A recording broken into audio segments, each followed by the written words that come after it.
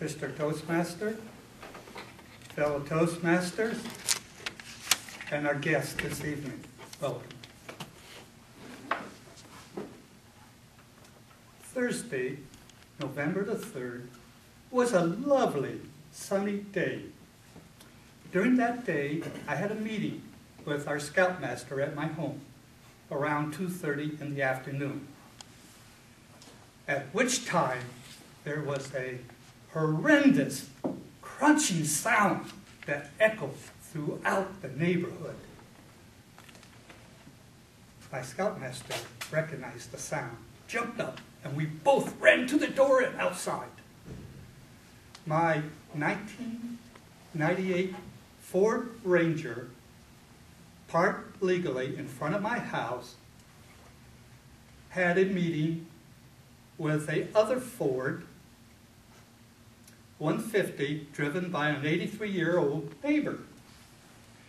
Coming around the corner, there's a straightaway, and for some reason when he came around the corner, he never straightened the truck up. And when he realized that, he said he had big feet. He went to hit the brake. And we have heard this story before, haven't we? He hit the accelerator, hit the front truck, and pushed it back 7 feet. Now, here's a lesson for everybody. If you are in a vehicle, it might be a good idea to crack that window and keep it always open, because both airbags on his truck deployed, causing him tremendous problems of breathing. You don't realize the chemicals in those airbags. And he was choking and couldn't breathe. We opened the door, got him out. He had a cut on his arm. His leg was banged up, so we called the paramedics. And the police came out. Because of this event, what is to happen now? What do you have to do? Within 10 days, you have to send in a report to the state of California if the damage is over $700 or an injury. Well, do you know what the cost of an airbag is? Anybody to replace it? Over $1,500 and on up. He had 2 of them. Do we meet the $700 test? Yes, we do. Do we meet injury? Yes, we do, because he had to be attended to by the paramedics. Second thing, you have a choice. You can have a police report or a police incident. To be a nice neighbor, I said, let's have a police incident.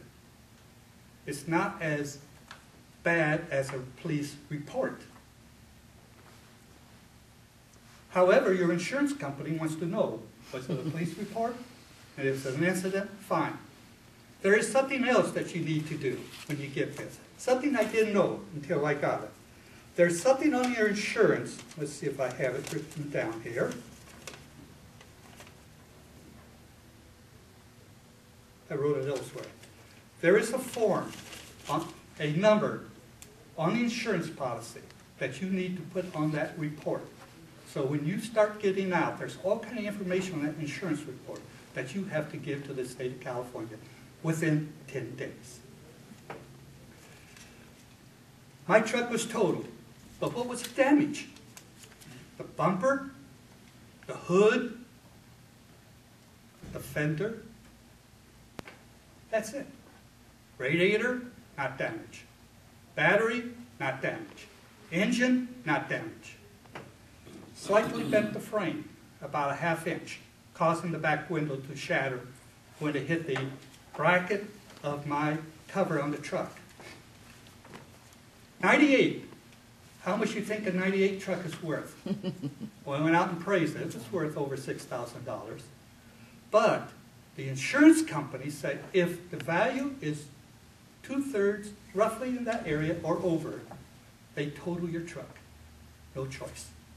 That is if you deal with the insurance. So, word of wise, if the damage isn't that great, get it fixed and you don't have a salvage title. Otherwise, you end up with a salvage title or the insurance company will buy your truck.